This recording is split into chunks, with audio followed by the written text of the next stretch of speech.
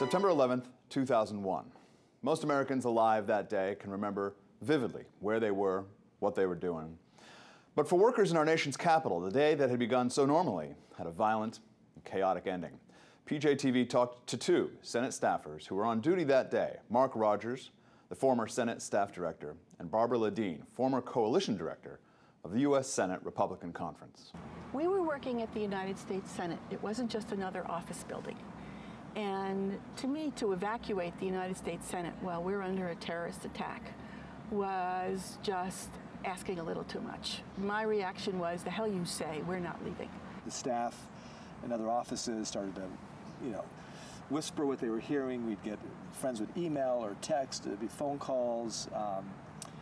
It was almost kind of a gradual kind of increase of official pronouncements that, something's happening. Part of it was built up when they thought that the State Department had been, that something had bombed the State Department and there was smoke coming up from the State Department, remember? Yeah. And we ran over here to look out the other side and it didn't look like the State Department, but we didn't know what it was. Staff would just kind of slowly, one by one, kind of winnow out the office until we got the final request.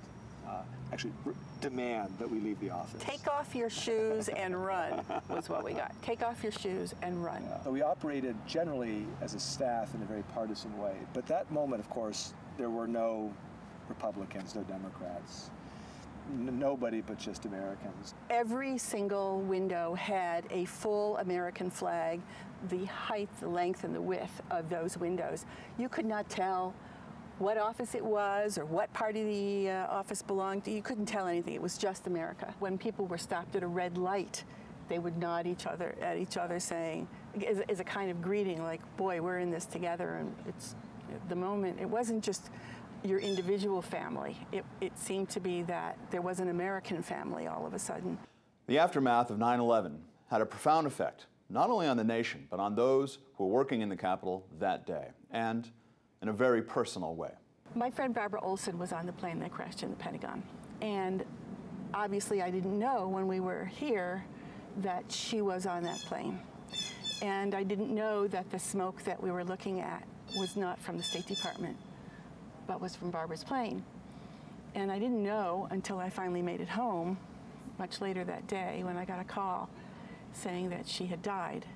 And so we all went over to Barbara's house because we had been very, very close friends over the years.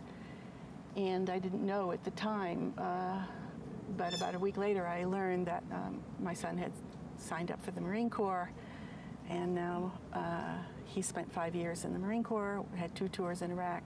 Our second son is on his way to Afghanistan, and our daughter has had 2 tours in Iraq and 2 tours in Afghanistan, and it was because of that day. It's only 10 years. It's hard to remember for some people, but for those of us who were here at that time and whose families or friends were involved in it, it's still very vivid. Mm-hmm. Still very real. Yeah, very real. That was Barbara Ledeen with Mark Rodgers, 2 Republican Senate staffers who experienced the attack on New York and Washington from the ground in a very personal way. Since that day, the U.S. has intervened militarily in Afghanistan and Iraq. Osama bin Laden has been rooted out and executed, and over 4,600 Americans have died in the wars in Iraq and Afghanistan. For PJTV, I'm Alan Barton. Thanks for watching.